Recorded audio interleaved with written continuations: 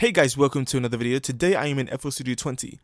Today I'm going to be showing you a track that I've mixed back in 2019 and I'm going to be improving that mix. Now, I'm going to play the track right now.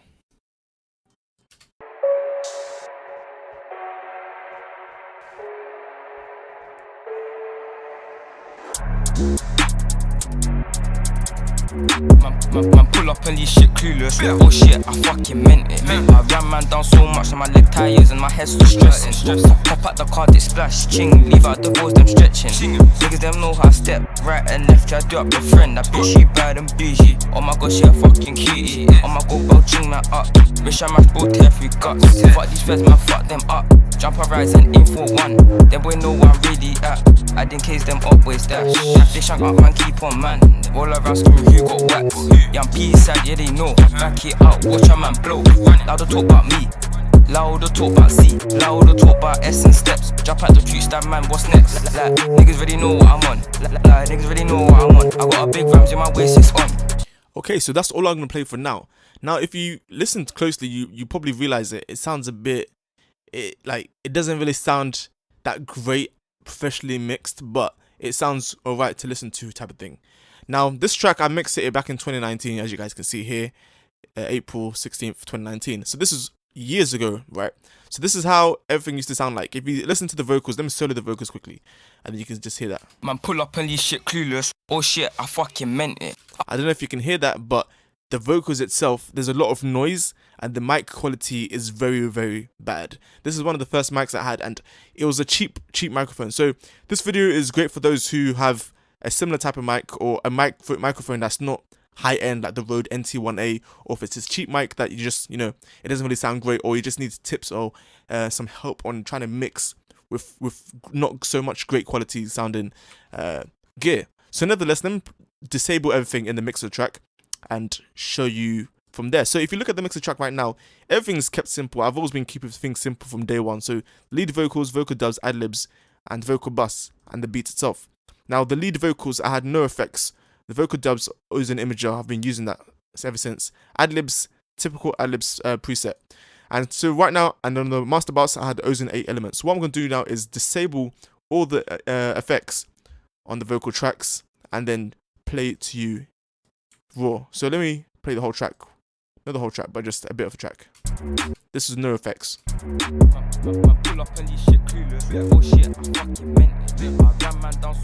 You can't really hear the vocals, so let me increase the vocals. Let me just reset the vocal bus volume, and let me mute the beat so that you can actually hear the vocals. Yeah.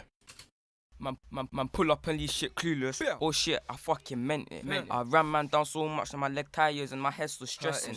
Hop out the car, it splash, ching. Leave out the balls, them stretching. Niggas them know how I step right and left. Try to do up your friend. That bitch she bad and bougie. Oh my god, chef. Okay, so now you can see here on the playlist here, you can see that I've made some cuts every now and then. I did this because there's a lot of noise. So if I had to actually duplicate one of these tracks here, so I'm holding down shift and I'm dragging it down here. So if I was to extend this now and just solo that bit, you'll be able to hear the entire track itself. So let me solo this, the vocal track rather. Man, pull up and these shit clueless. Oh shit, I fucking meant it. I ran man down so much that my leg tires and my head's still stressing. Let me normalize this so that you can hear a bit more, because if you listen closely, you can hear the background noise. Man, pull up and these shit clueless. Oh shit, I fucking meant it. I ran man down so much that my leg tires and my head's still stressing. Hop out the car, it splash, ching. Leave out the balls, them stretching. And another thing you can hear a lot is that you can hear the movements within. You can tell that the artist had a jacket on and is moving a lot. So that's one thing that was there. So what I did to combat that, I literally just, of course, I made sure the volume was as low as possible. I think at the time, you can see the gain. The level at which I set the gain, it was low because you can see the waveform here and it's kind of low like that. So what I did in order to reduce the audible effects of those problems, I literally just cut it out, just this. An alternative, you can use a gate, but sometimes using a gate isn't the perfect tool for the situation. And at this time, I don't think I even used gates that often. Because this is back in my early days of mixing, so I used to do everything just manually like this. But you can use a gate if you want to. But you can use anything. You do anything, do whatever works for you. But I recommend using this way as well for certain bits. But it's kind of tedious at times. But just do this. Yeah, it'll just make your life easier type of thing. So you just cut out. So another thing also is, man, pull up and leave shit clueless. You can hear that the microphone, there's a lot of explosives, and like the sibilance is kind of high. You can hear the S's, and it's not tamed at all. So one of the things is a DSR. I did not use a DSR here at all. And you can see, I think if you listen, let's listen to the bit again. Man, pull up and leave shit clueless. It looks like some of the vocal is a bit distorted or something. I think it's either the... Man, pull up and leave shit clueless. It's definitely the microphone quality. Because when I recorded into... Okay, wait. When I recorded into the DAW at the time, I also used this EQ. And I used the vocal presence EQ template or preset. And I think if you use this vocal preset, if you always use a vocal preset, it's destructive in the sense that it takes away from when you're trying to mix a bit later, because now that it's like, what, the only thing I can do now is either add frequencies now, add the frequencies that were taken away, and it's kind of destructive because those frequencies that are taken away, it's not like it will be the replicate if I was to add more frequencies, because this type of EQ as well, because the EQ, the modeling of the EQ and how the actual EQ was engineered is slightly different, So anyway, I recorded with just the EQ, and you can hear that nothing on the lead vocals, everything was done on the vocal bus. And on the vocal bus, so now I'll go to the vocal bus afterwards. Let me go to the vocal dubs, okay? The vocal dubs, solo the vocal dubs rather. I think this is the vocal dubs here. Yep, that is. Meant it. Hurting. Friend. So you can see I did the exact same thing to the vocal dubs, and I just literally just cut out every part that was silent. Essentially, that's what I did. Then the ad-libs, of course, I always add an EQ, this type of EQ. I think this is if you go right click, radio presets, or you can check out my ad-libs preset pack down in the description. It's absolutely free. You can go and check it out and get it for free. Okay, so that's that. Then I added Pancake 2. So I've been using Pancake 2 from day one as well. And simple stuff there. Fruited Delay 3. If you don't know how to mix ad-libs, check out the card above to learn how to mix ad-libs, or how I do it, rather. Okay, so Fruited Delay 3, simple, Fruited Compressor, and Reverb. So this is how the ad-libs sound like. Let me play you the ad-libs. Just the ad-libs itself. Chingham. Okay, wait. None of the effects are enabled. Hold on, let me enable the effects. Chingham. She is. Okay, this is not an ad-lib video, but let me just quickly break that down. So, essentially presets, radio, and then I did something like this. For the EQ. Pancake 2, free plugin, check it out, link in the description. I put, where it says LFO, I put 1.5 bars, so every 1.5 bars is going to be moving from left to right. Then the mix percentage, I put at 69%, so it's not 100%, it's not going to be panning hard left and hard right, but 69% of that way. Then I added the Fruity Delay 3. I think I think everything else is the same except from the wet value. Yep, everything else was the same except the wet value. I just reduced the wet value to this. That's what I did for this. I just put the default stock delay and decreased the wet value. So without the delay and the compressor and the reverb, sounds like this. She is. Go tear that. And like that, I think it's a bit too EQ-ish. Chingham. That's fine. Delay, I've reduced the wet value again here by reducing the mix signal. Then the compressor, let me explain this compressor. Okay, so the compressor, so without the compressor, it sounds like this. Chingham. So let me explain also the reasoning why I put these. I'm trying to figure out why I put the compressor afterwards. I think I put the compressor afterwards at this time mainly because I wanted the delay to be beforehand. So I wanted the compressor to be like a after effect, if that makes sense. I wanted the delay to be up front, and that's what gave me this ad-libs effect. So the threshold I put minus 11.9% or dB. I didn't increase the ratio, so I don't know if this is actually even compressing, because the ratio is literally 1:1. So I don't actually think this compressor was actually working. I think I mainly just use it for the gain. It seems like it is, but let's hear without it and with it. Chingham. Yeah, I think it was just the gain. I don't really hear any compression like that. But usually I will add some compression. So then I added some reverb. Chingham. These are the settings here. I'll be doing more advanced tutorials on just using reverb itself. And yeah, that's the ad-libs there, vocal dubs, ozone imager, simple. Yeah, you can get the Ozone Imager 2. It's the updated version of the Ozone Imager. Link in the description. Check it out. Just simple, just increase the width and the stereoize. It's basically an imager. It makes it it brings it out in the stereo field. And then the Vox lead, I added nothing. I'm not too sure why I didn't add anything there. I think because usually when I used to mix back then, had options of either providing a quick mix or a detailed mix. And I think this is one of the quick ones I did, just so I can get the track to the artist. And back then I wasn't as skilled as I am now, so everything was a work in progress. Then the vocal bus, if we just look at the vocal bus, we can learn a lot from what I did here. Okay, so niggas them know how I step right and left. So this is without the vocal bus. Niggas them know how I step right and left. Try to do up your friend. I bet she bad and bougie. And then this is with the vocal bus. Niggas them know how I step right and left. Try to do up your friend. I bet she bad and bougie. Oh my gosh, she a fucking cutie. One thing is that you can hear, well, I can hear, and I believe that you can hear also, is that you can hear the artifacts a lot. And this is why having a good microphone is, eventually you need to upgrade your microphone. Because I kept this microphone for over 3 years, and even if you look at my recent videos from about 4 months ago, 4 months ago, that's when I actually upgraded to the Rode NT1A. And I really recommend the Rode NT1A. It's just a decent sounding microphone. I'm gonna be going on a mission to actually test out many microphones out there, so I can give you guys some recommendations. But from what I've tested so far, the Rode NT1A provides great quality sounding results. And also beforehand, the audio interface I was using beforehand was the Focusrite 2i2 Scarlett 2i2. So if you're wondering, okay, so if you compare the microphone I was using and the audio interface, combine that together, that's probably what's given this sound. Plus, other factors also play into it. But the microphone I had previously, it was, in a sense, it was a cheap microphone, but it did the job a lot of the times, and it provided a lot of the songs I've created personally myself. It was the main, like 90% of my songs were made with that microphone.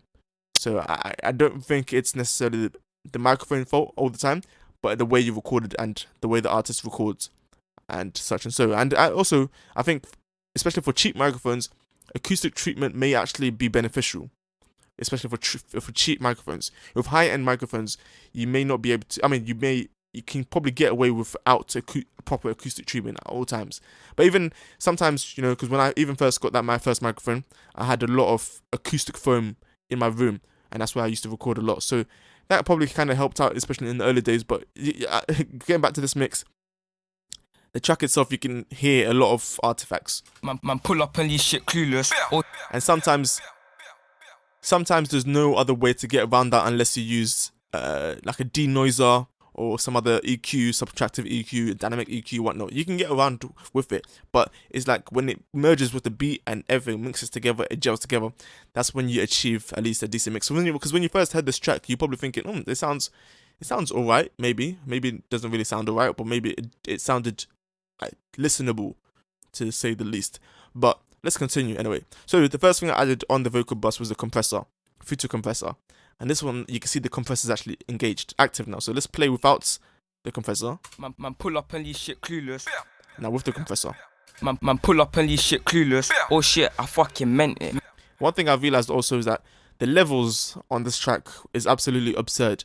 I'm not too sure if you noticed it, but the gain stage in here, not the greatest. I mean, I achieved a result, but I think it's even clipping. When I looked at it beforehand, I think it was even clipping. So everything is just not organized in the best way. But I think at the end of the day, it was something at the time. So let's look at the filter compressor. Threshold minus 24 dB, ratio 8.1 to 1, and the gain 13 decibels increase. So for the compressor, this compressor, if you hear it, let's play it again and then we'll analyze it. Man pull up and you shit clueless.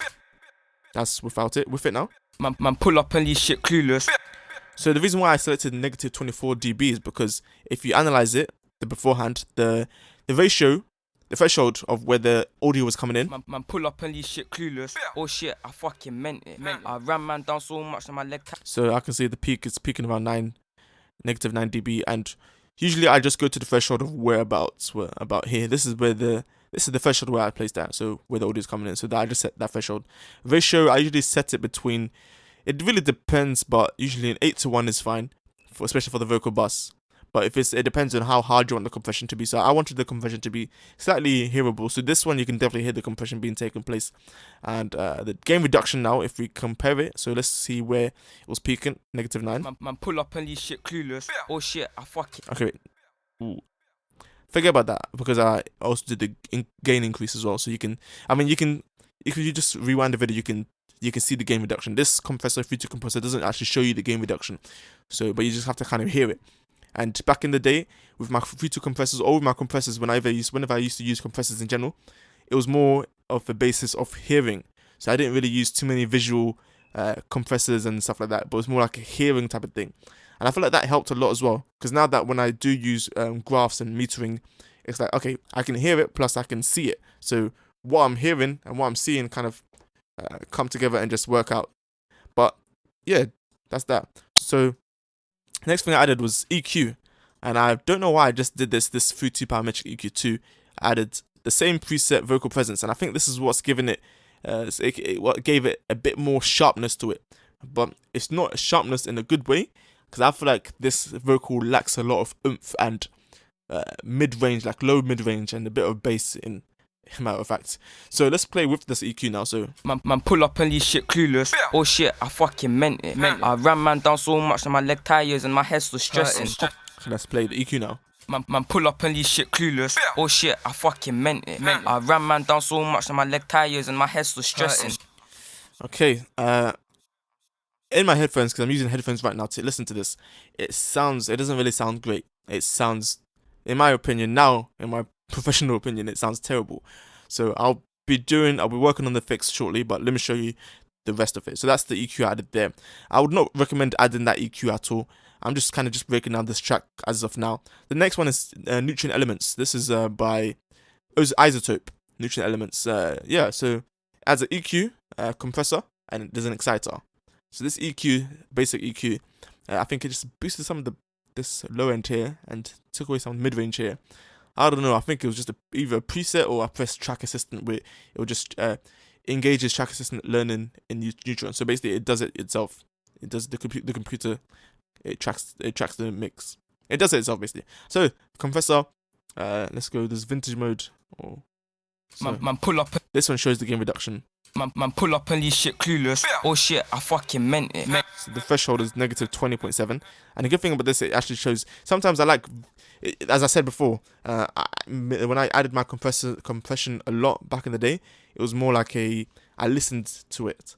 But now I think it's a mixture of both because I'm using different type of plugins like Waves, Slate Digital, SSL, all that type of stuff. So now here it shows the threshold. So you set the threshold where you want it to be, and you set the ratio, and it shows you how much gain reduction is actually being taking place. So this is actually a good way of learning how to use compression in general. So that way you know when to set your threshold. Because usually when I record into my DAW, I know, okay, the vocal is coming in at this level, so I can set the threshold to this, I can set the ratio to this, that type of stuff. And I think the attack is pretty quick as well.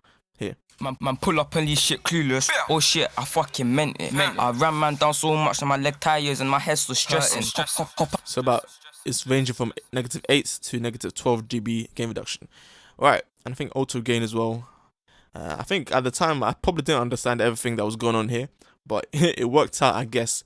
Exciter. Man pull up and I think the drive is 6.6. This is basically to make it a bit more, add some distortion in a sense. That's basically what it's adding, or adding some decibels, and then some drive, making it a bit more greasy, if that makes sense, making it more excited.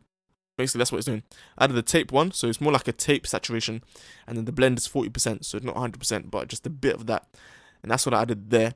And then it sounds like this. Man pull up and leave shit clueless. Oh shit, I fucking meant it. I ran man down so much that my leg tires and my head's still stressing. The background noise is very irritating. It's irritating me a lot. I'm not gonna lie to you. But what I think, if you play it with the beat now, it kind of balances it out, and this is the result now. Let me play it from here. Hold this you. Can we grip this you? Grip on the block like use. Hey, shanks on skanks. Ready to now dip a man's friend. It was me K1 on the strip, smacking up niggas. Like, yo, what's next? Niggas then run away. Okay, then on the master bus, I think I just slapped on an Ozone 8 limiter. It equalized it for me a bit, no imager, and then the maximizer, just limit that, and that's basically it. I'm doing more tutorials specifically on specific plugins and specific tools for mixing and mastering. But that's why I added there, just limited it there like that. Hold this you. Let me enable it now. Brace your ears and maybe get louder. Hold this you. Can we grip this you? Grip on the blood clot use. Hey, shanks on skanks. Ready to now dip a man's friend. It was me K1 on the strip, smacking up. Cool. Yeah, it's even. Wait. Hold this you. Friend, it was me K1 on the strip, smacking up niggas. I know what's next. Niggas that run away when they see me, they don't wanna really come but me. These niggas. You can see that even it's kind of limiting here as well. So overall, this track or this mix rather, I would say it's not the greatest. If I was to give it a rating out of 10, I'll probably give it like a, but now because of my experience and my knowledge on just mixing and mastering, I'll give it probably like a 4 out of 10. Because it's audible. I mean, it's listenable. I mean, it's you can groove to it, but it's not there now, you know. But as I was starting out and everything, it was alright at the time, and the client was happy for it, or the artist was happy. So now, what would I do to change this? First and foremost, in my professional opinion, I'll just get the track re-recorded, so record everything again, and that's usually what most people would do. I mean, unless this is like a demo track, if it's a demo track, to actually just get your idea on the audio, to get your ideas across, to send it to someone or something, and then once you actually get to the studio, you can record it professionally or whatever. Then that's fine. At least it gives you a reference, type of thing. But yeah, so the first thing I would recommend is just get it recorded again. But in the instance that you can't get it recorded again, I'll just mix it again. So what I'll do, I'll just reset everything, just like this, and take off all the take off all the plugins like this. Okay, take all of them off. I think it's easy just to do this default. They'd rename this. Cool. Let's give this color. Alright, so now nothing is enabled on the track. So now if we play everything, Pull up and these shit clueless. Oh shit, I fucking meant it. I ran man down so much, my leg tires and my head's stressing. Stress, I pop at the card, it splash. so you can see everything's peaking and everything. So what we're gonna do is we're gonna try and at least salvage this mix. We're gonna try and improve it and just recover it from the trenches type of thing. And I think that's what we're gonna do in the next video. So you guys tune into the next video, and then we're gonna try and improve this mix with the tools we have now. I mean, there's multiple ways you can approach this, because you can either use, if you just use stock plugins, as I primarily used, as you saw, and with a bit of like other plugins as well, there's ways to actually salvage it as well and make it like recover it. But if you want true recovery, then, or something sounding great, then you're gonna have to dive deep into using higher end premium plugins, because those plugins are made to do things like this, and I believe that it can work out. So we'll definitely experiment with that idea in the next video. So guys, tune into the next video where I'll be breaking down this mix and improving it now. You guys already saw how it's been like, how this mix sounded like. I'm gonna play it one more time, just with no effects right now, so that you can hear and prepare yourselves. And also comment down in the comments what you would do to improve this mix. Like how would you go about mixing this track also, and I'll also be providing in the future I'll be providing more vocal multi tracks with different styles of what's that word? Different styles of recordings or mic qualities and whatnot. And I'll be also providing the name of the microphone used and all this other metadata and data, so that you guys can understand, okay, this is the type of microphone used, this is the audio interface used, this is what DAW was recorded in. Because if you record it in FL Studio, or you record in another DAW such as Pro Tools or Logic Pro, sometimes it can sound a bit different, and I've noticed that because I've experimented that myself. So I'll be doing more tutorials, especially on Logic Pro, and I'll show you on Logic Pro and FL Studio 20 and other DAWs as well. But the main ones that are demanded or requested on this channel is FL Studio 20 and Logic Pro, and a bit of Studio One Cubase. But so yeah, I hope you guys enjoyed this video. Please leave a like, comment, and subscribe, and I'll see you guys in the next video. Let me play this track one more time with no effects. Bye. Peace. Pull up and these shit clueless. Oh shit, I fucking meant it. I ran man down so much, my leg tires and my head's full stressing. Stress, pop out the car, it splash. Ching, leave out the walls, them stretching. Ching, niggas them know how I step right and left. I do up my friend, that bitch she bad and bougie. Oh my god, she a